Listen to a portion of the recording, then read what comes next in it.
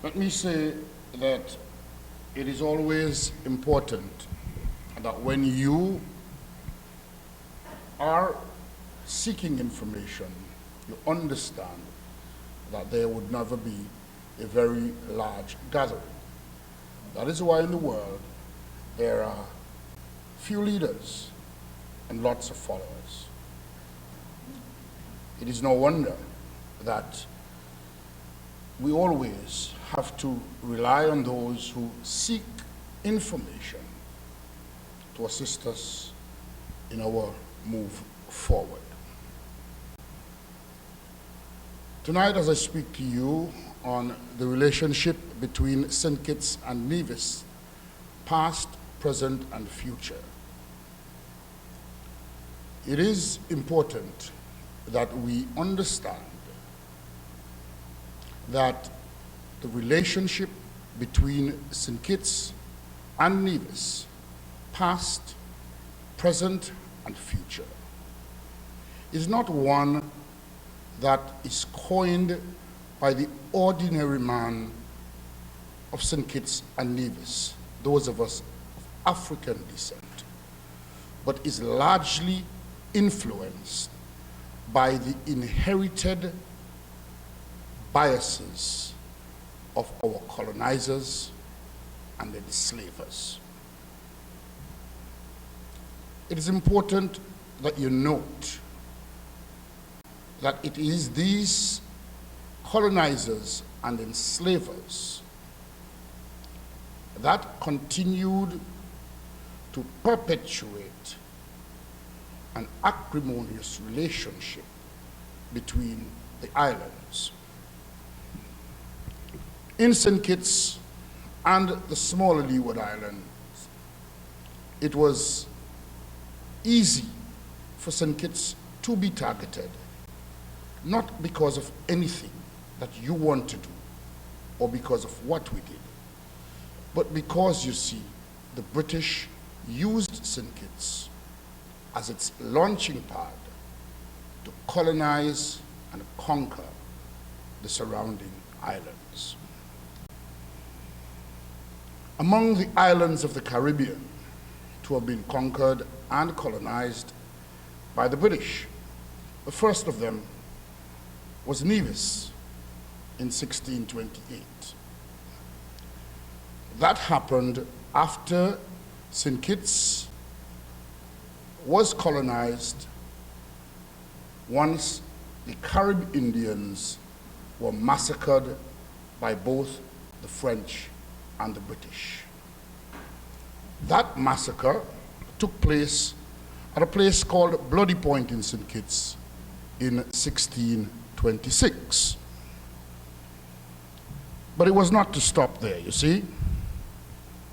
Once the British and the French were settled on the island, yes, they fought among themselves, but they had a larger objective, each of them, for their colonizers, their country in Europe.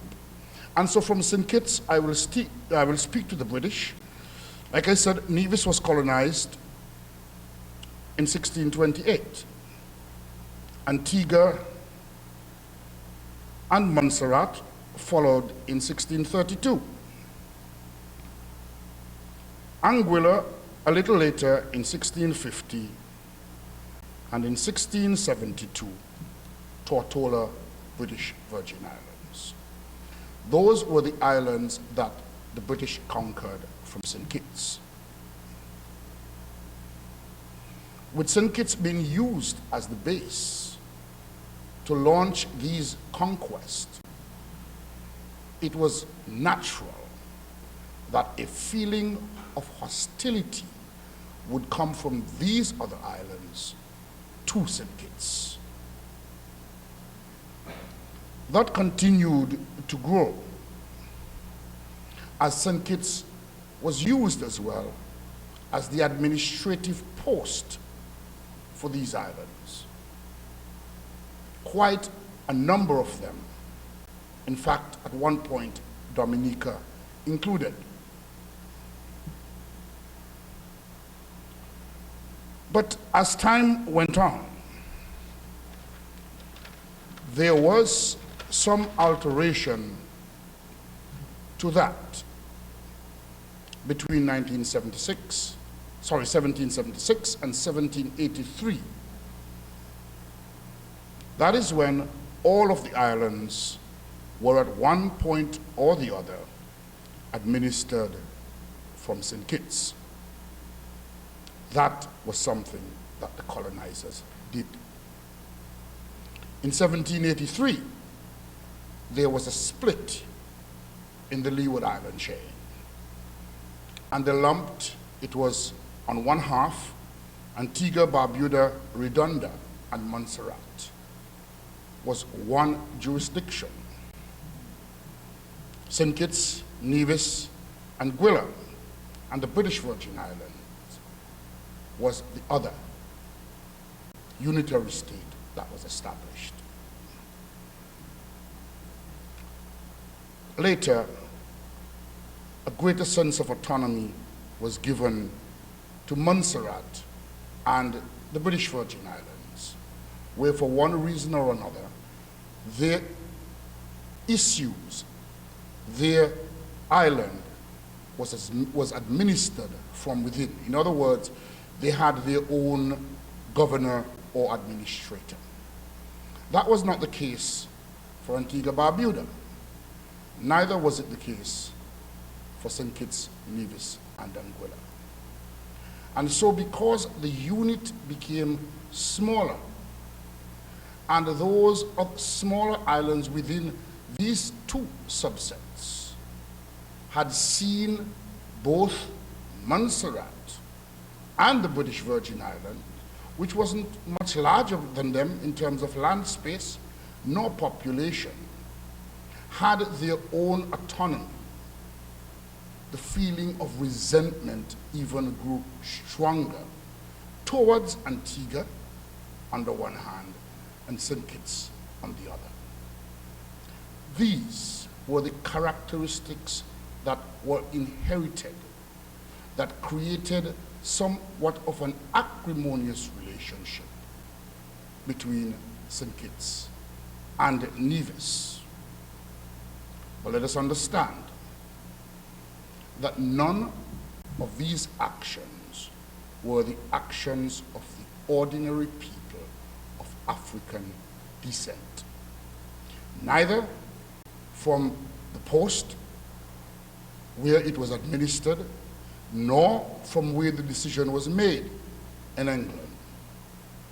Neither was it, the hostility was not even the action of the ordinary man in Nevis, for example, who wanted to hate the ordinary people in St. Kitts. It was something that was passed on.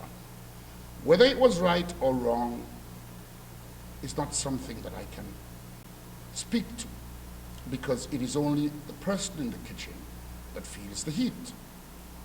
In other words, perhaps those British subjects who lived on these islands had every reason to feel hostile to those other British subjects who lived in St. Kitts. Perhaps they did. But their feeling of hostility was passed on to those of us who were still enslaved. Because remember, slavery did not officially end, as in Britain, until 1834. And as a matter of fact, never came to the shores of St. Kitts and Nevis until 1841. But still, the feelings of those colonizers and enslavers were passed on to the ordinary man. And so there was always that feeling of acrimony. On the other hand, though, even back in those days, there was always a feeling of love that went from those of us of African descent, one to the other on these islands. Even back then, persons were falling in love from across the waters. Even back then, persons were trading from across the waters. Even back then, those of us of African descent were helping each other from across the waters. But the level of administration, there was hostility, acrimony, and that was passed on to the people. Remember as well that even though back in the 1900s, let's fast forward a bit to our more recent past, when there was the party system of politics established in St. Kitts, even back then, the person with the power was not the local people who were elected to the legislature or to the council. It was the administrator. He had the executive power, the veto pen.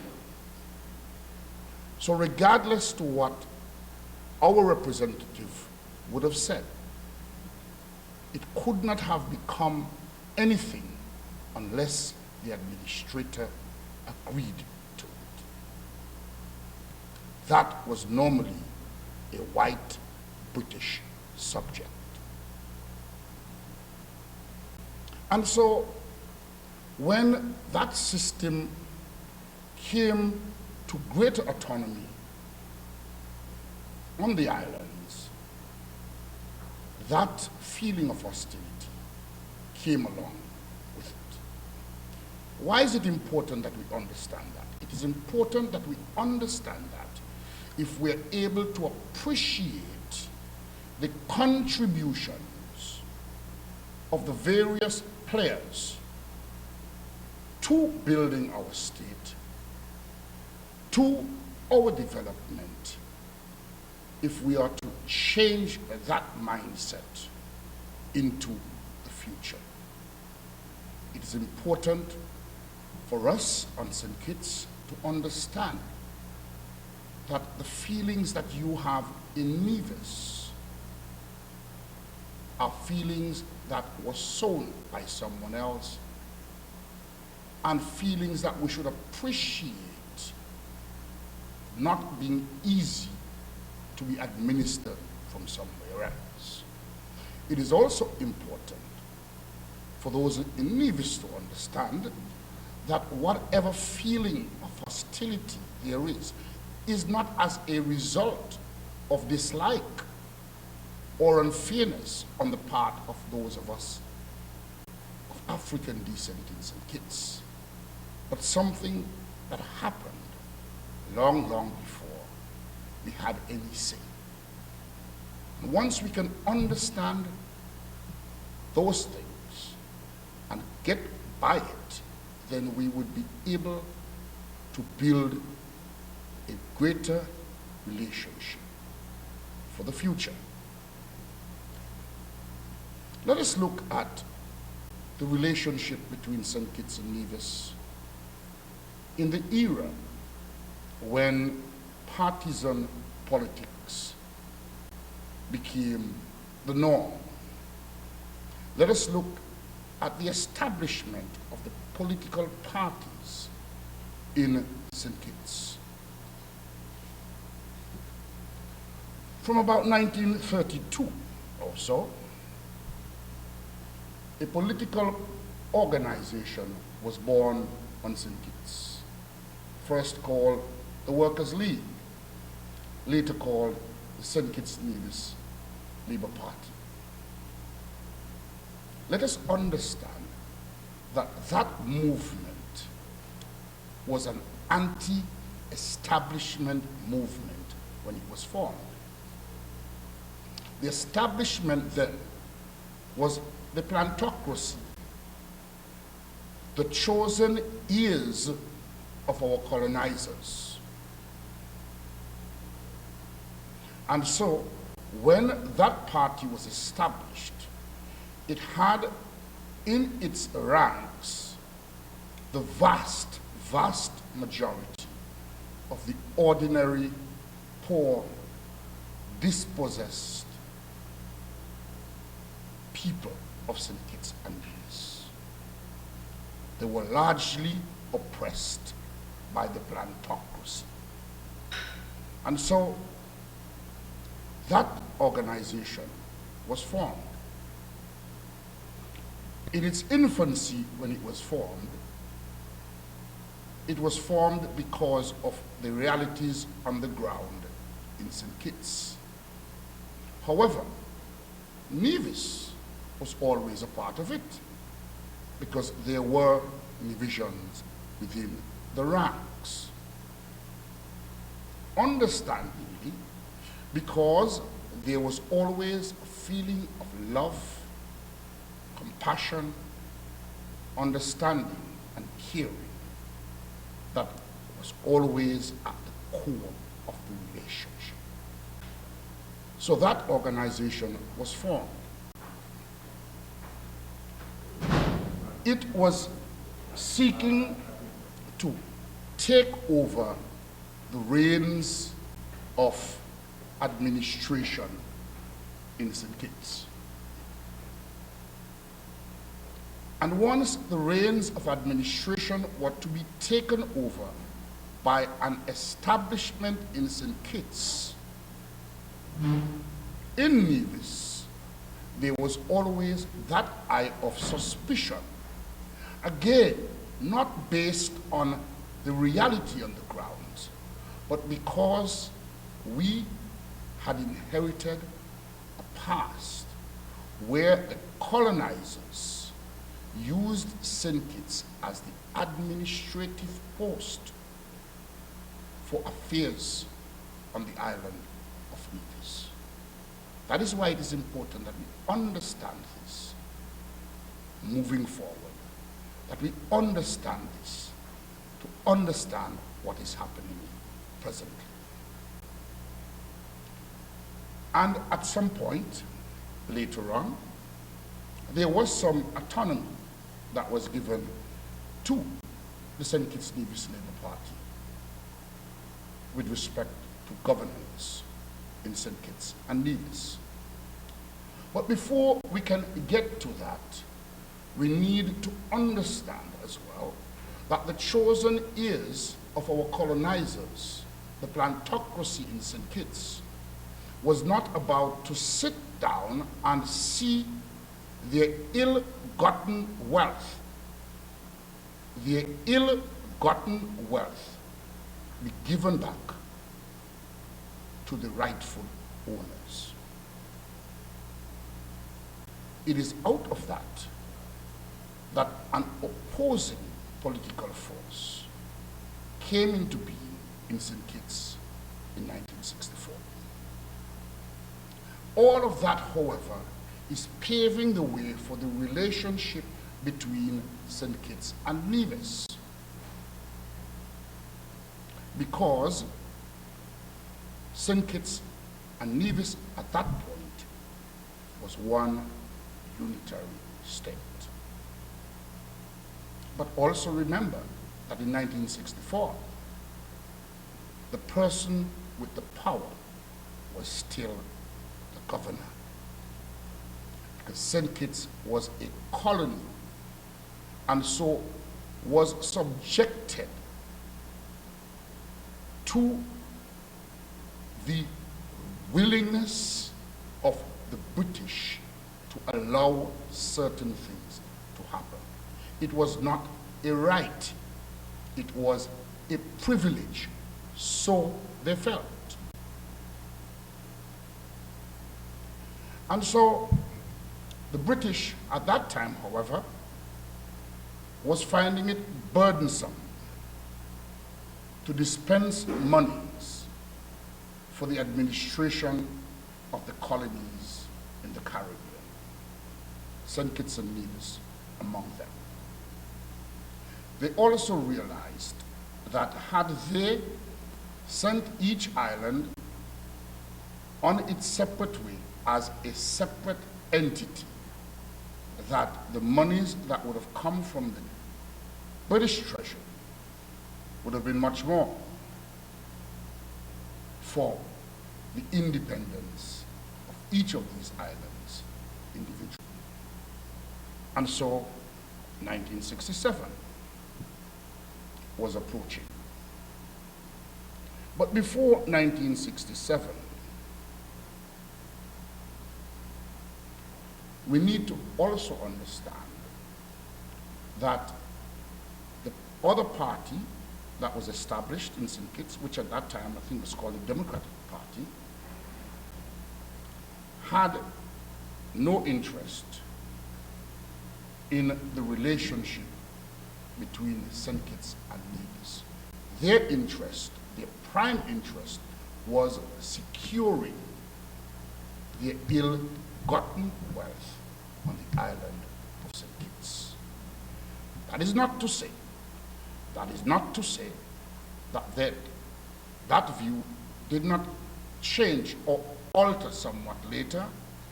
That is also not to say that they did not contribute to the building of the relationship between St. Kitts and Nevis. It is just a fact that must be taken into consideration in looking at our relationship. But let us look at how the relationship between the St. Kitts-Nevis Labour Party, led by the Right Excellent Robert Llewellyn-Bradshaw, and the Nevis and Anguilla was characterized. As a boy growing up, I always heard of a statement that characterized the relationship between St. Kitts and Nevis and St. Kitts and Anguilla. It is about bone in rice and pepper in soup. When I was a boy, it meant nothing to me. But as I grew older, a question began to ponder my mind. Because I was never told at any time in association with that statement when, where, and to whom that statement was made by the Right Excellent Robert Llewellyn-Bradshaw. I also noticed then that it was not said continuously, that it was made in reference to Nevis. There were always times when it was said that it was made in reference to Anguilla. And so it ponders. The pondering continues until today. Was it a fact? I don't know. Was it a fact? I doubt anyone in the room knows. And that is because it was important not to let you know whether or not it was a fact. And why? Because in the building of relationship, in the building of political relationship, perception sometimes trumps the truth. Wrongfully or rightfully, it happens. And it is no different in our given situation. But let us say that it was so. And let us say, for argument's sake, that it was made in reference to Nevis. Let us now look at the actions of the Right Excellent Robert Llewellyn-Bradshaw and see if they correlate with that statement. In late 60s, early 70s, the plantocracy, the white expatriates who felt that they owned these islands, decided they wanted land close to the sea, both in St. Kitts and Nevis. And in both instances, fences were erected to keep the ordinary people away from the beach.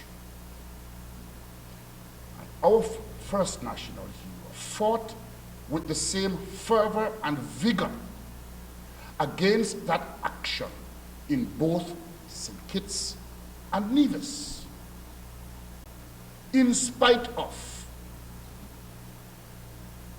the characterization of the relationship. He ensured that the right that he feels the people of St. Kitts had to their beaches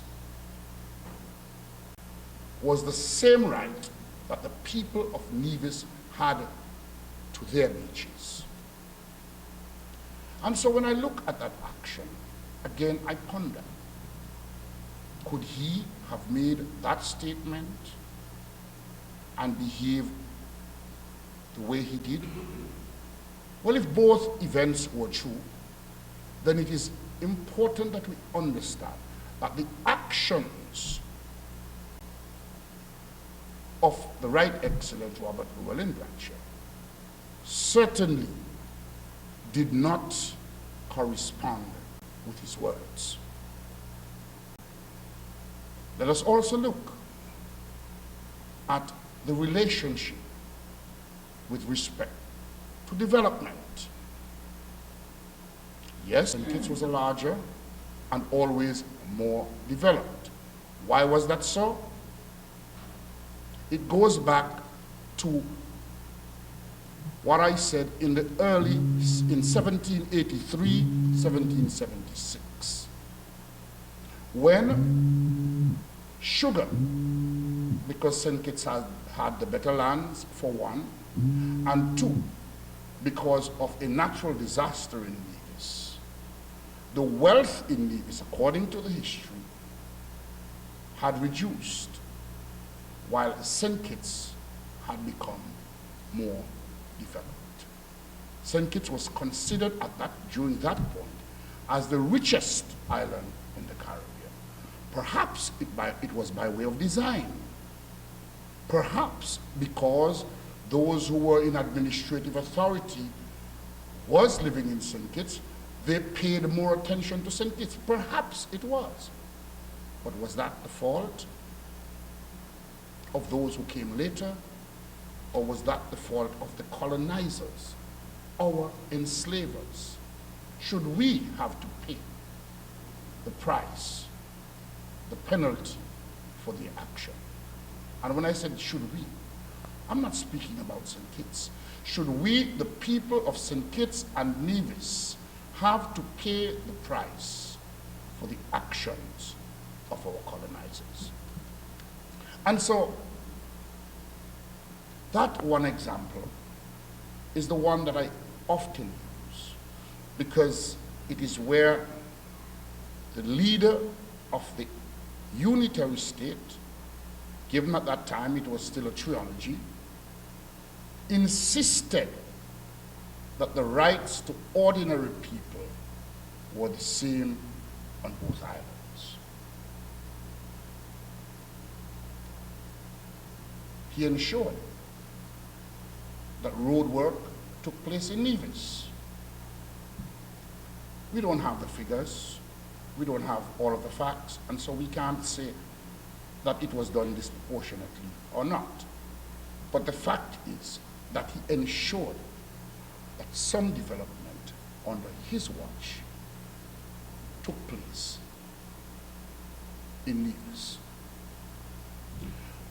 And so 1967 came about, when the relationship between St. Kitts, Nevis, and Anguilla and our colonizers were to change, because you were moving from a colonial state to statehood.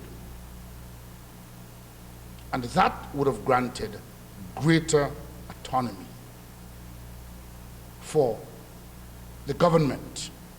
In other words, Britain would only intervene where it feels as though, one, if there's a hostile foreign power, or two, if it is clear that the governance of the country was corrupt and not in the best interest of the people.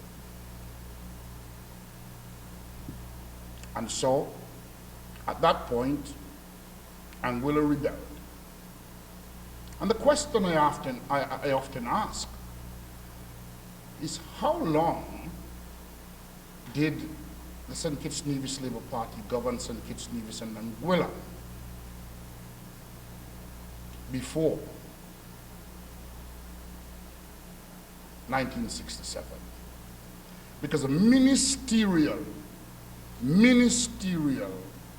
colonization only came to St. Kitts around 1966, when also another national hero, Caleb Azariah Paul Southwell, was made the first chief minister of St. Kitts, Nevis, and Anguilla. It was not even Bradshaw, because at that time, our first national hero was in Trinidad as the Minister of Finance in a West Indies Federation. And so that too would have informed his unwillingness to see a separation of the states, to see a separation of St. Kitts, Nevis, and Anguilla, when at that time, not just him, but Caribbean leaders were advancing the cause to unify as a Caribbean unit. But that is yet another fact, that when ministerial colonization came to St. Kitts, in other words, where you were able to elect a chief minister, the first of them was not even Robert Bradshaw. But that happened, and so the relationship continued. After that colonization took place and Anguilla separated, the Nevis Reformation Party was born, October 1970. The Nevis Reformation Party was born. And here's the difference. Even though it was out of the grassroots of the people of Nevis that the Nevis Reformation Party was formed, it was able to do so not in unison with another grassroots party. And I'll tell you why. Because there were all of those things I said in the past that was part of the relationship between St. Kitts and Nevis. And it was born out of independence for Nevis. That is what the people wanted. That, however, is not what the British wanted. And so, for that not to have happened, largely was not as a result of the wishes or actions of the St. Kitts-Nevis Labour Party. It was because the British was not prepared to grant Nevis independence on its own, and also was not prepared to retain it as a colony. And so the relationship ensued.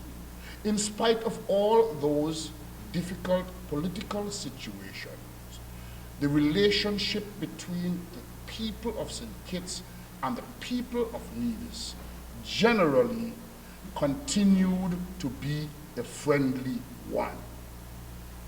Let us not be fooled about that. Because even in all that political hurrah, people were still crossing the waters, either to leave St. Kitts to come and live with their loved one in Nevis, or leaving Nevis to go and live with their loved one in St. Kitts. I am not here to say whether it was wrong, right, or the best thing.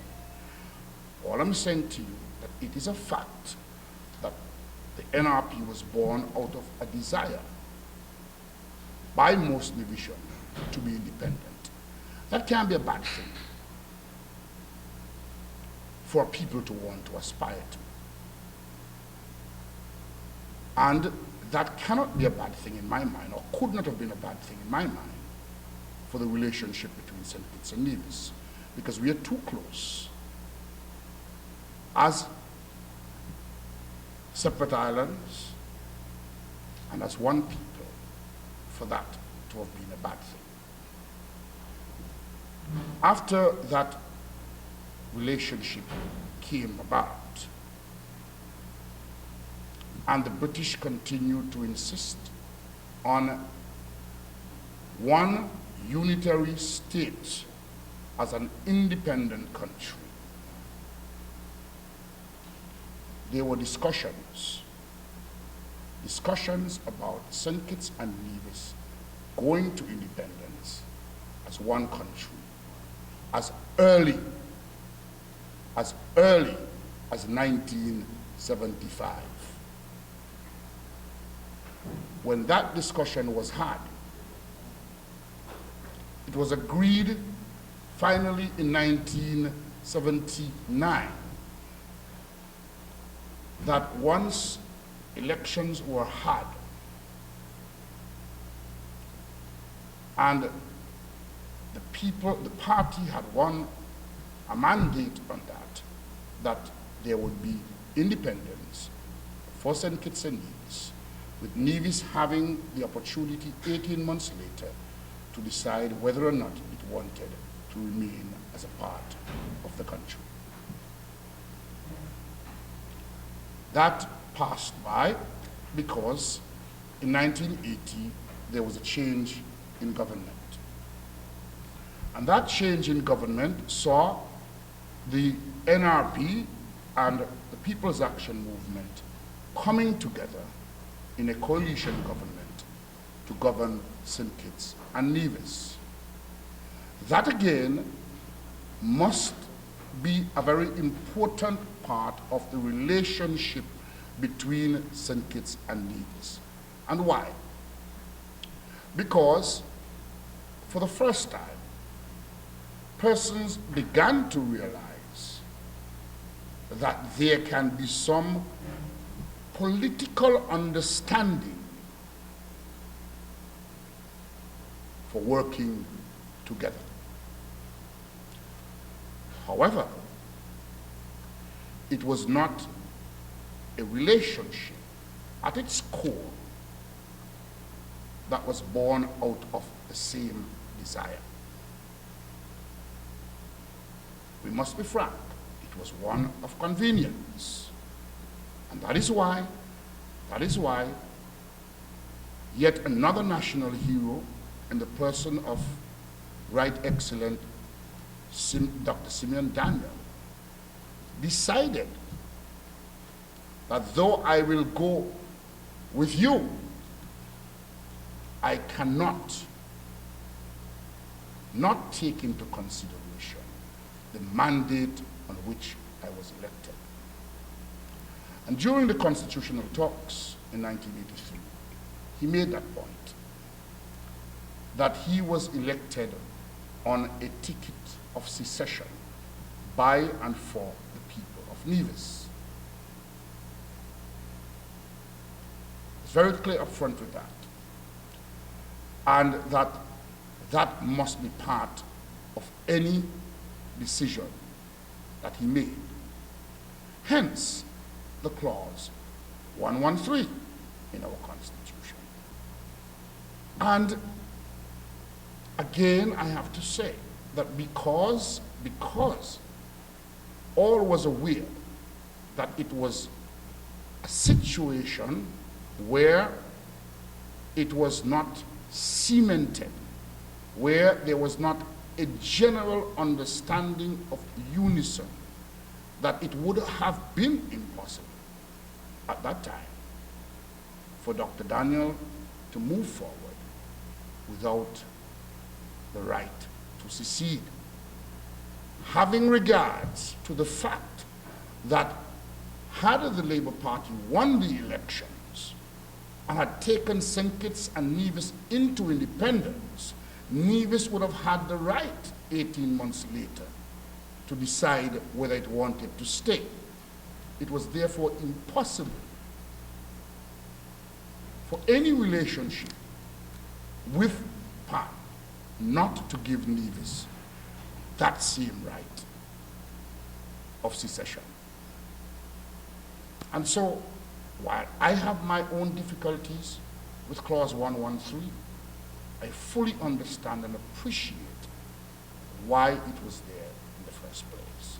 And so that too must be a part of the relationship between St. Kitts and Nevis.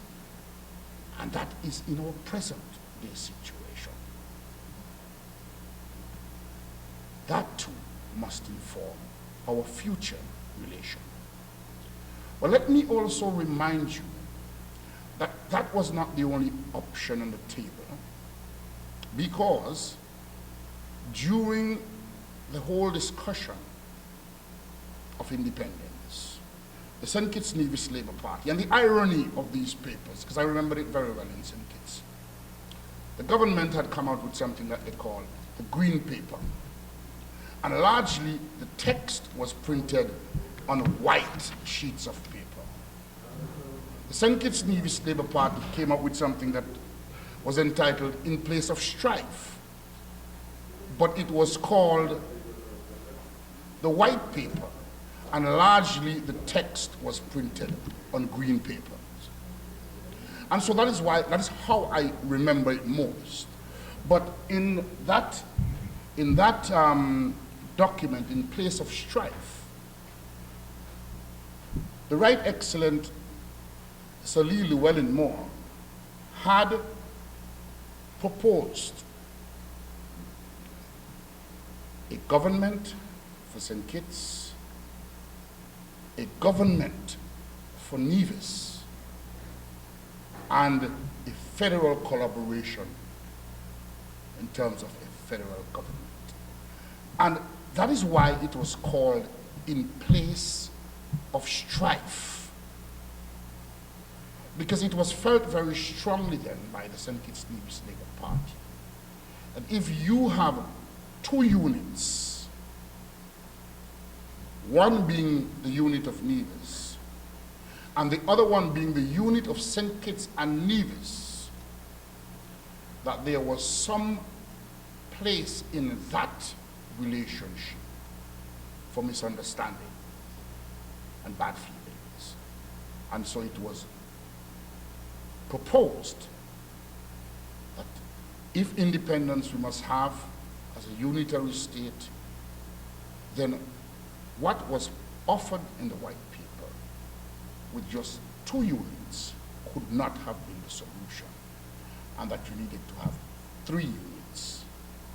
Nevis as an entity, St. Kitts as an entity, and St. Kitts-Nevis as an entity. Today, we are still hearing that discussion.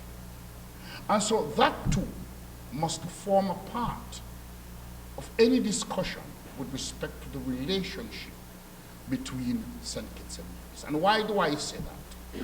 I say that, you see, because it is somewhat believed that the St. Kitts-Nevis Labour Party was always hostile towards Nevis, and that Nevis was always hostile towards the St. Kitts-Nevis Labour Party. Was there hostility? Yes. But was it because of what the people wanted? Again, I will say no. It happened because of all of those historical facts that I've told you about, where St. Kitts was seen as the pad from which we were taken over. Back then it was the British. It was not the Right Excellent Robert Llewellyn Bradshaw. It was not the Right Excellent Sir Simeon Daniel. It was not the Right Excellent Caleb Azariah Paul Southwell, and certainly was not the desire of the Right Excellent Joseph Nathaniel France, who was born in Nevis and who always, though he lived in St. Kitts, loved Nevis. But, as it were, they all form a part of what informed our relationship. And so independence came. It came on the wishes largely of the government. Because wherever you are in the world, when a colonial power grants sovereignty to a former colony, state, whatever you wish to call it, it would be on the desire of those who are charged with the responsibility of governing. And so that happened. But how did the relationship between St. Kitts and Nevis grow between 1983 and now? Let us take it in stages. 1983, there was still perceived unity. But how would the relationship between PAM and NRP be remembered and characterized? And even the present Premier, the Honorable Vance Amri, spoke to that in the last elections campaign, when there was still a government, a coalition government in St. Kitts and Nevis between PAM and NRP. The government, the federal government, allowed the ordinary man in Nevis to walk into the bank with his paycheck and couldn't get his check cashed. It is a fact. This is not because I'm trying to take side. It is a fact.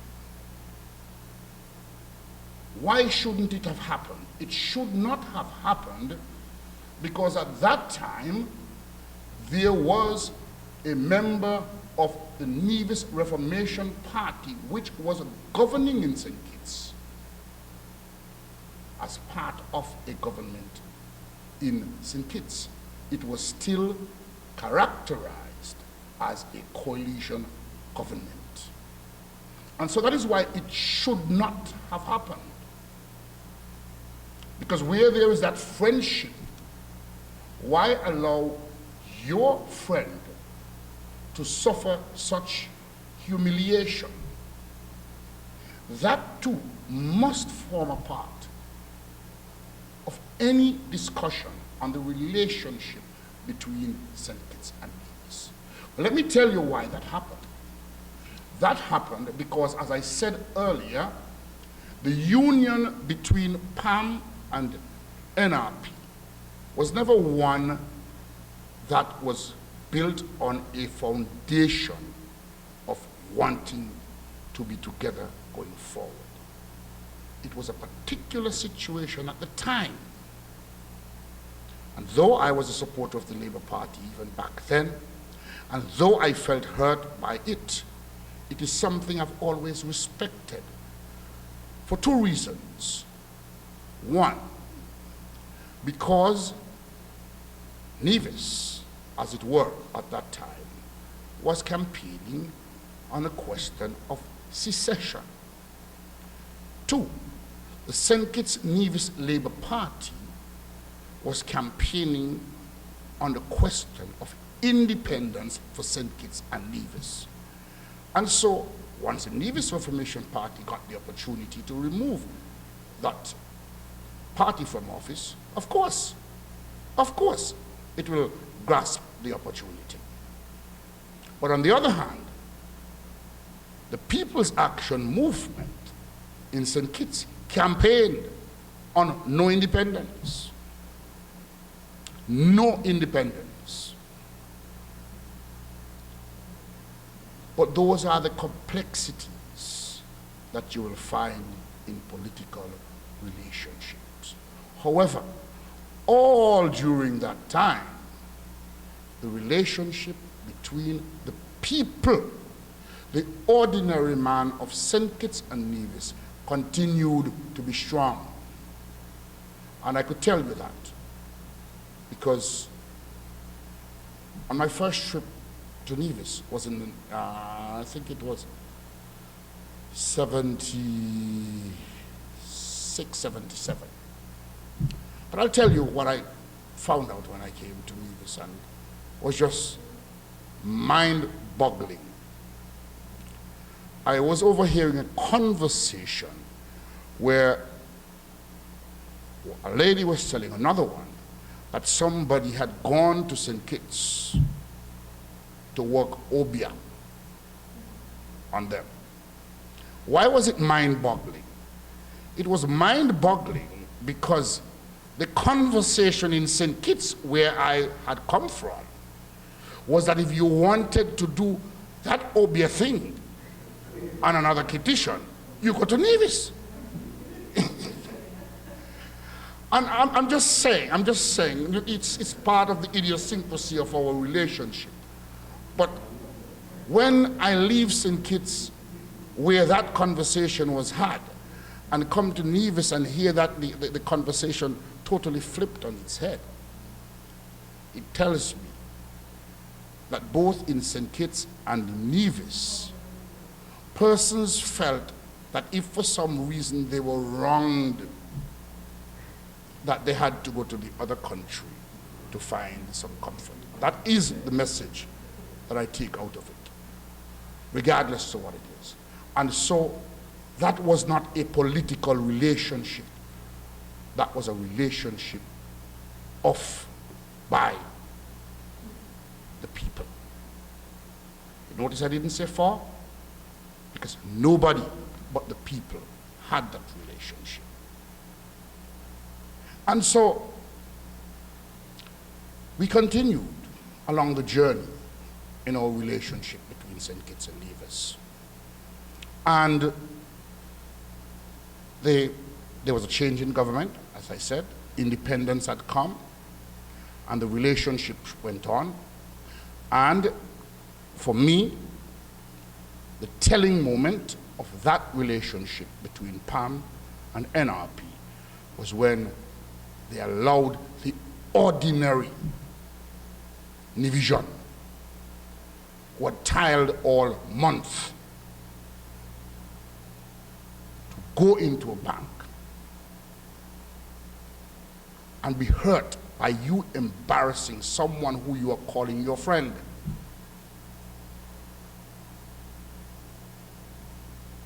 But the relationship continued. And it continued even after that.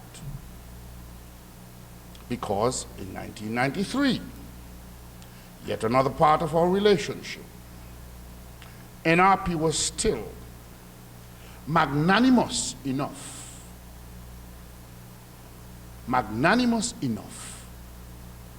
to offer PAM again yet another lifeline.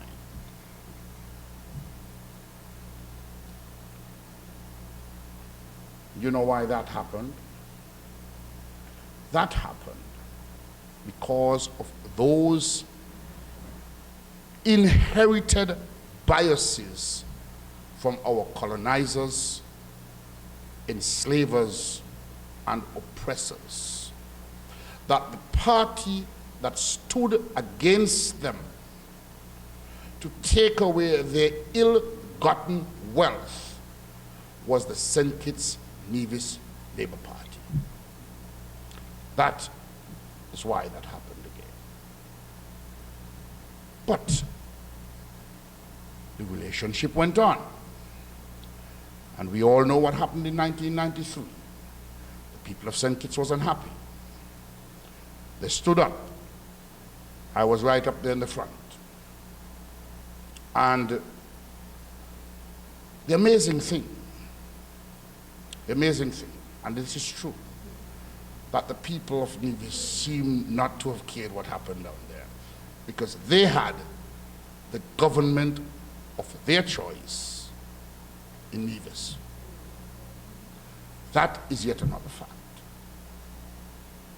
But that as it may, you see, because I had a relationship with the Honorable Van Samry at the time, who was then the Premier in Nevis in 1993. I had a conversation with him because, lest you know, we got along very well. We still get along very well.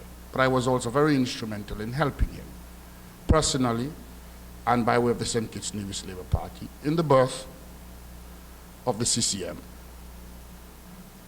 both by giving it a national voice by way of the newspaper, and secondly, because when they started, they did not have a PA system, and the organization of which I was a member loaned a PA system to them. And so I couldn't understand why he could not support the St. Kitts-NEVIS Labour Party from the opposition benches. I asked him that. I asked him that during the interim, and he said it was a difficult decision to make. I asked him that after 1995, because he brought it up with me again. I said, so tell me. He said, it's one thing I want you to understand, Edinburgh, that as a result of my action, at least you now have a government with a full majority. Because if I had decided to support you from the opposition benches, you would have still been a government with 4 ministers, or 4 elected members, sorry, for 5 years. I heard that point. It made sense, but I still could not understand it in the context of the relationship between St. Kitts and Nevis. And so that is why we have to move forward and try to build a kinder, gentler relationship where there is a better understanding, greater trust, and respect for each other at the political level. And why do I say that? Because we are now looking at going into the future. And we have to look at it with respect to what obtains now. St. Kitts-NEVIS Labour Party again became the administration in St. Kitts on its own.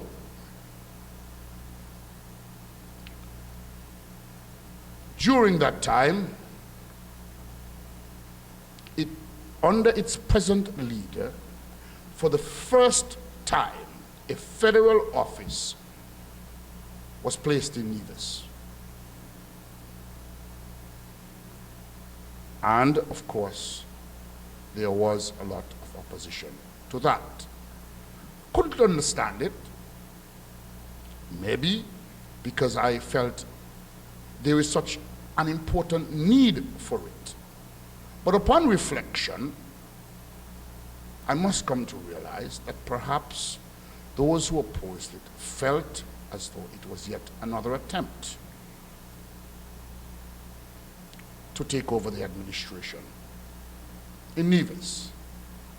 But it is my opinion that the responsibility of ensuring that that perception was not had was with the NIA, who at that time was led by the Honorable Vance Ambo, to assure the people that this office has nothing to do with Nevis. It has everything to do with St. Kitts and Nevis. It must have been his responsibility to do so. During that time, and I will give him all the credit in the world, and I will also give the Honorable Joseph Parry that credit too, for not preventing him in the Nevis Island Assembly from pursuing secession. Because according to our Constitution, for the secession clause 113 to be enacted, the sitting government or in Nevis must have a 2/3 majority in the House in Nevis before it can come to the people. It is always very, I would say, impossible for any political party to get the 2/3 majority in Nevis. I think it will always be a 3-2 split. That's what I believe. for now at the local level. Now, but at that time, he did not have it. The Honorable Joseph Parry could have said, well, we don't want it. Or, if for vexing reason, you're in government, I'm not going to vote with you. But the man that he is, he said that I do not think it is the best thing for Nevis, but who am I to stop it from reaching the people of Nevis? They will make the decision. So I will give him the support he needs in the Nevis Island Assembly so he could bring it to you. That's a politician of high stature. And so the question got to the people of Nevis, and the constitutional requirement of 66% of the vote was not attained, or 66 1/3 was not attained.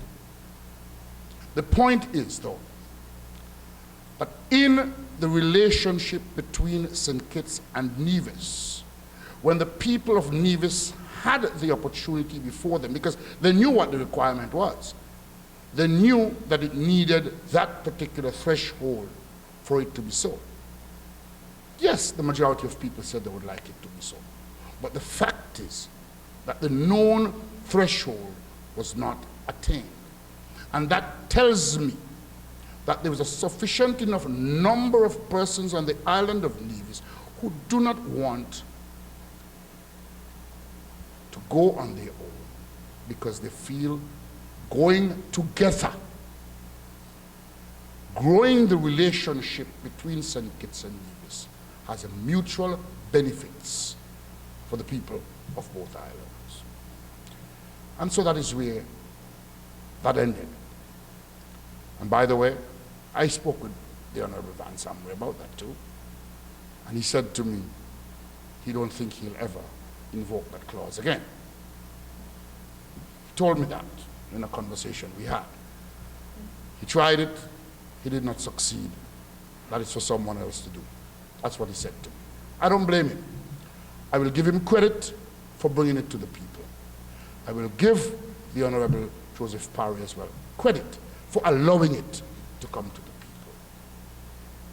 And I will give the people of Nevis credit for cherishing the relationship between St. Kitts and Nevis. But we moved forward from there, and the relationship continued. And so the NRP returned to the realms of governance in Nevis. But even throughout that time, let us understand that once there was a St. Kitts-Nevis Labour Party again in office, for some reason, even though more recently the Honorable Vance Amry remembers the humiliation, because he was at that time the permanent secretary of finance when the checks weren't honored. Even at that time, he remembered it. But for some strange reason, the relationship worsened between the governance of St. Kitts and the governance of St. Kitts and Nevis. And so when the Honorable Joseph Parry got back in, by all testimony, the relationship improved again. The relationship improved not because Mr. Parry is not NRP and Nevis by heart, because he's fully, but because he understands and respects that for the people of Nevis, there are times when you have to understand the nature of the relationship between St. Kitts and Nevis. And so he was able to improve that relationship between St. Kitts and Nevis. And as that continued, The Prime Minister of St. Kitts and Nevis also continued to do what he thought is in the best interest in growing the relationship between St. Kitts and Nevis. And what must be remembered in characterizing that relationship under his leadership, two things in my mind will stand out in the people's mind, both St. Kitts and Nevis. One, the honoring of Dr. Simeon Daniel as a national hero. It could not be an easy political pondering. It may have been an easy decision to make in the end, but when you're pondering, here am I, someone who spent all of his life in opposition to the party that I now lead, must cross the mind. But as leader of the country, he understood and recognized the contribution of Dr. Daniel, and so has given him the honor that is due of national heroship. The next thing that in my mind, that will characterize the relationship is what happens over the political divide in Nevis. Tribalism is alive in St. Kitts, it's alive in St. Kitts-Nevis, it's alive in Nevis. And so, when there is a change of government, for the strangest reason, people suffer. But I'll tell you why. We're a small country, and the government still have a great influence on whom the private sector employ, and is also the largest employer in the country. And so what we have had now in terms of characterization of the relationship is that persons from Nevis who feel hurt by a government elected in Nevis, again, is finding some comfort in the government in St. Kitts and Nevis. Let us not play down that this is the government of St. Kitts and Nevis. And the Prime Minister, through the PEP program, has shown that St. Kitts and Nevis means St. Kitts and Nevis. And I would like to address the negative as well, because there are those who would say, well, he did not offer the guarantee for the bonds to be paid to the investors. Let us look at what he did in St. Kitts. He called them in, and he said, I can't do it now. I can't do it now, because here are the circumstances. So it did not just happen in Nevis under his watch. It, to an extent, happened in St. Kitts, but he dialogued with them. On the other hand, there is a government in Nevis that threatens to bring a premature end to the life of that government. You're not discussing anything with that government. Well, such an act requires discussion, because how would the investors in St. Kitts feel that he just signed the guarantee and they just paid all of them for the bond in Nevis, paid in full, but in St. Kitts, where he's the Prime Minister of St. Kitts and Nevis, they have had to wait or take a haircut. That must require discussion, not even negotiation, discussion. And so I understand why it was not possible for two reasons. One, it would take an act of parliament. It doesn't just happen like that. It's a resolution. A resolution has to go to parliament. But secondly, there was need for discussion as to how much are you going to give. Because here in St. Kitts, those for the government of St. Kitts and Nevis had certain conditions imposed. Are you prepared to impose the same conditions for those bonds for the government of Nevis? And so, yes, I can understand someone saying, well, that would characterize it. That must be a part of it. But it must also be understood that it was the lack of dialogue and discussion that created the situation, the result as it came out. Had there been dialogue and discussion, they probably would have gotten the same thing as what happened in St. Kitts, where, well, all right, you can't get all now, but we'll give you some now and some at a later point. And so, when we look at what is happening now, there must be hope for the relationship for the future.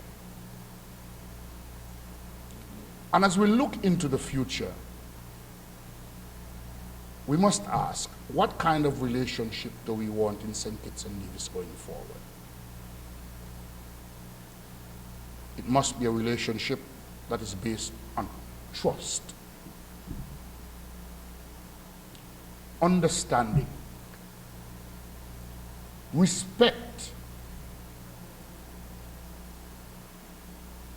and dialogue. Very, very important. Dialogue. There must be communication.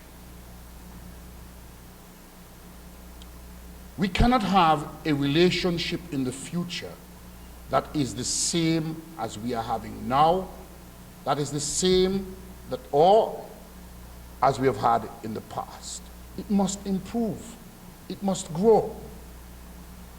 We must understand as a people that there is need for some constitutional changes. Must. Our constitution is the most difficult constitution in the world to change. You know why? Because not even the great USA have different referendums.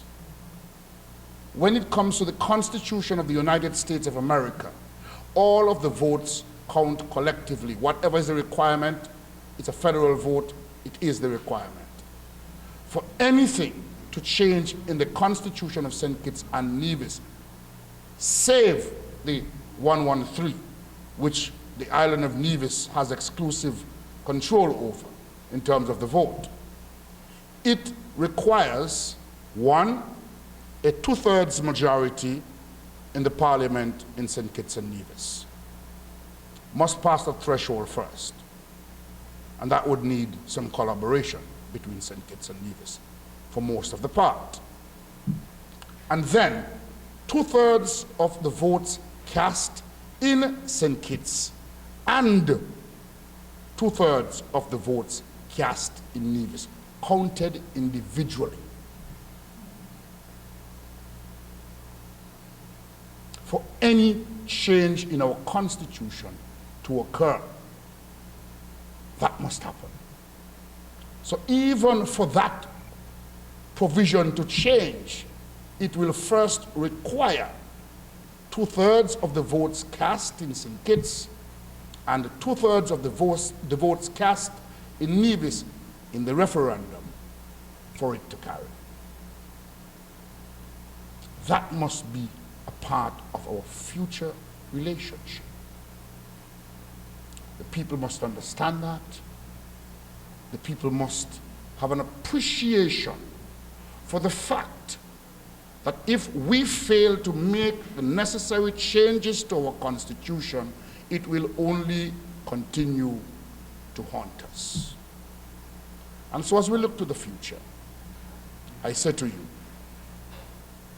the relationship that we want for the future is one of trust,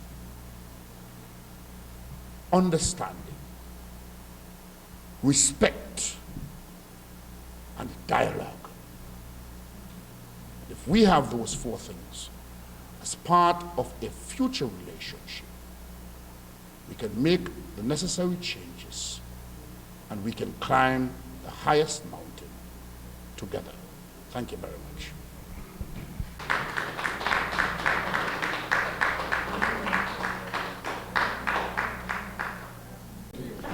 And thank you for your exposition, which was very interesting and enlightening.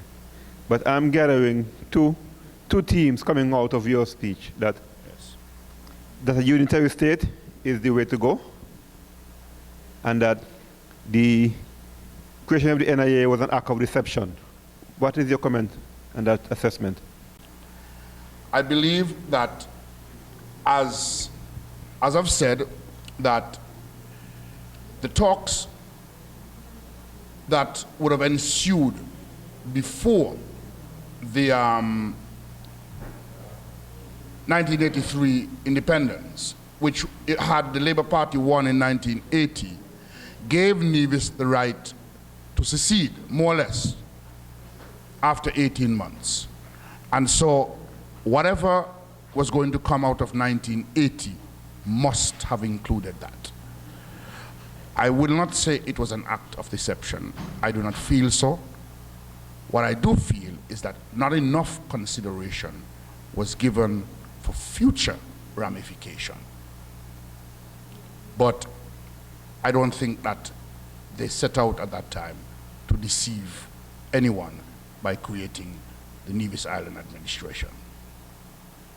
But it is so difficult to change, and so the only way for it to change is by invoking 113 and getting the whole government of St. Nevis dismantled by that vote. No, you can bring about changes to the Constitution, but your first, what was your second question before I go to that third one? The second one, the first one. Oh, unitary state. Yeah, I love St. Kitts and Nevis. I love St. Kitts and Nevis. It is not just that we remain as one state, it's how we remain as one state is a question that we will have to answer going forward. How do we remain as one state? Because there will always be feelings of dissatisfaction which goes island against island. There will always be that. But we must put measures in place to ensure that we can both be satisfied. And that's why I said respect, love, dialogue, understanding, all of those things are necessary. It is how we build that relationship, I believe, that will inform us for the future. But there are changes. Changes are possible, but the politicians will have to put their vexing aside and look at St. Kitts and Nevis as their first priority and inform the people. Unfortunately, we follow politicians more than we follow our hearts. But that is what must happen, and the people of St. Kitts and Nevis need to begin to appreciate that it takes a vote in Nevis and a vote in St. Kitts to make any change, apart from invoking secession. So even if you want to change the secession clause, generally, and this is just my view, once it is not to invoke it and go for secession, it looks to me that even that clause would have to have two referendums to change if you want to make changes to it. I may be wrong, because secession is exclusive in the Constitution. But I don't know if to change the wording in it would be exclusive. I don't know that, but I also do not know that it is not so. But changes are possible. We must do it together. I want to say thank you for how you brought over this discussion, and it was real informative to me and so forth. Is this dialogue that you do tonight, it is Edinburgh himself research, or you're bringing that of what you always say, I'm a supporter of the Labour Party, and this is how they will wish for it to come over tonight? Is that I just want to get that, then I'll ask questions. Let me address that. Yeah, This has nothing to do with the St. Kitts-NEVIS Labour Party. thank you. I'm a talk radio host, Yeah, and in dialogue with some persons in Nevis, they felt that it would be a good idea to have this discussion. I do not speak on behalf of any political party here. The views that I have are solely based on my research and knowledge. The first part of my discourse tonight, if you Google relationship between St. Kitts and Nevis history, that you'll find. you will find it there. All right, I want to follow up with everything. I remember working on the vessel when they had the first, not the, well, I know, the first one they had when they had the secession, when it was not legal, but it was just a matter, early. But the first legal one they had, 1993 was? 98. 98. You're talking about when the clause was invoked? Yeah, when the clause was 1998. invoked. Yeah, when the clause was invoked. Yes. I remember working on the ferry vessel, the Carib Queen.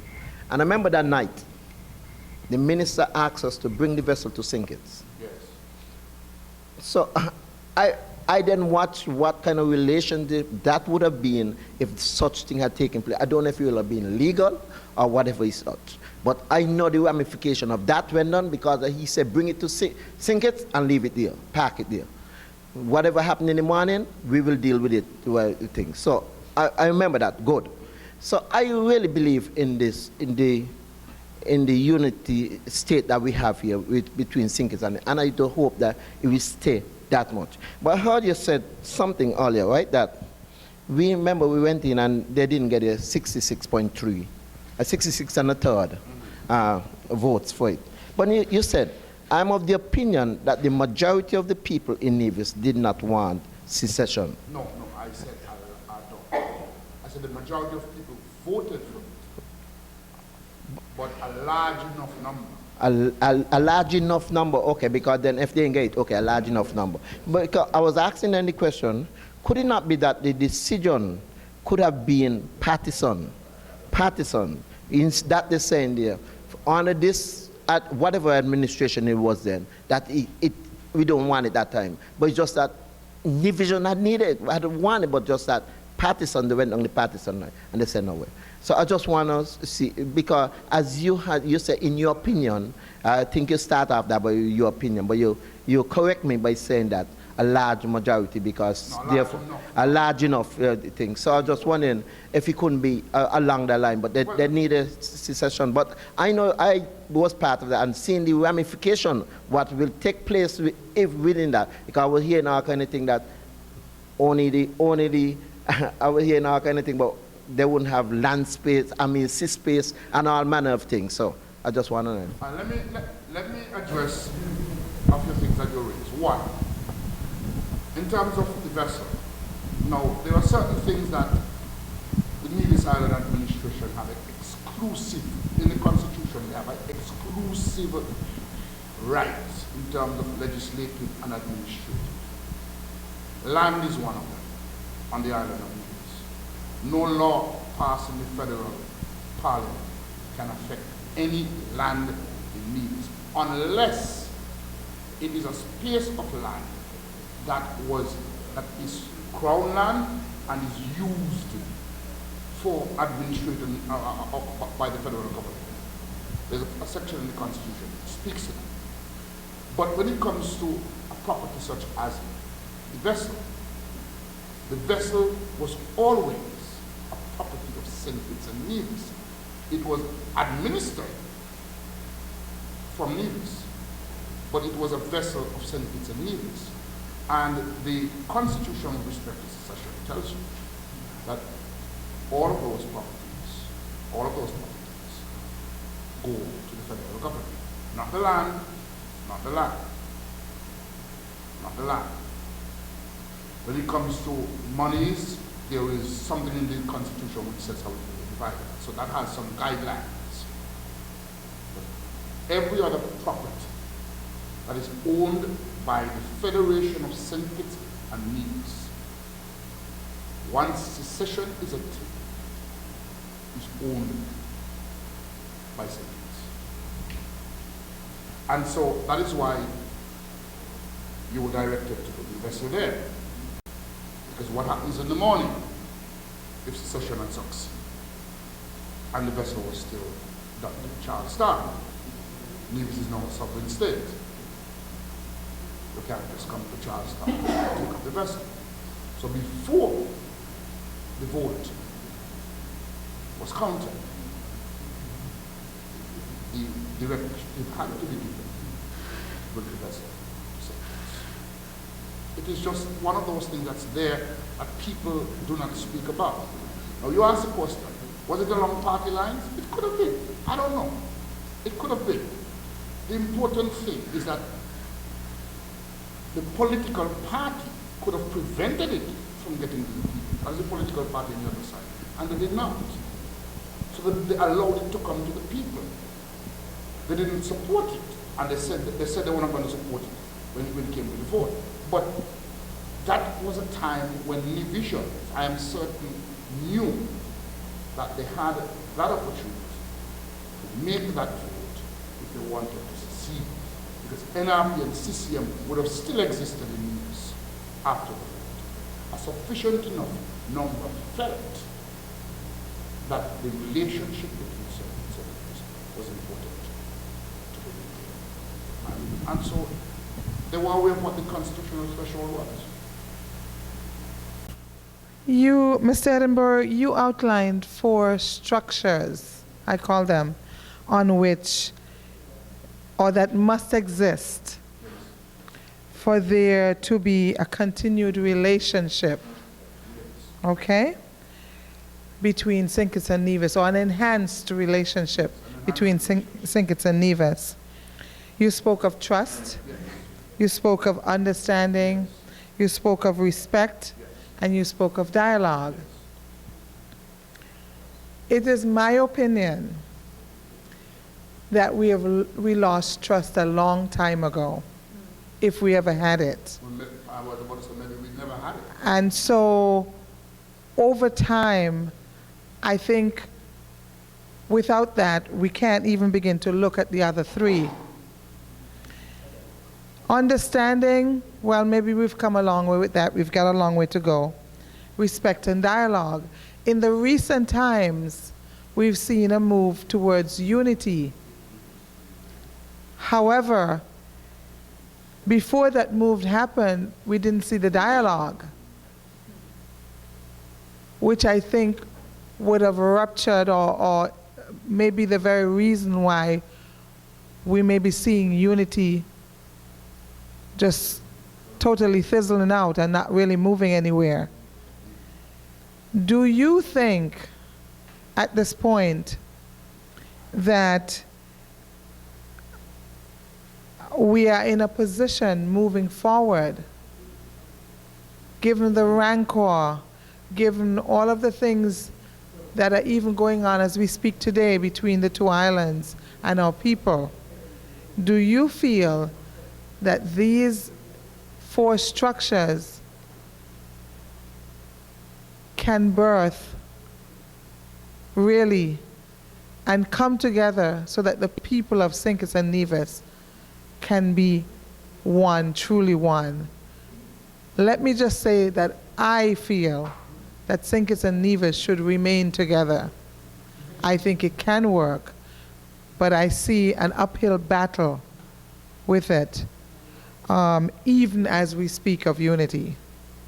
Well, let me tackle the political question first, because this thing about unity is not unity that you mentioned. It's a political convenience. You must call it what it is.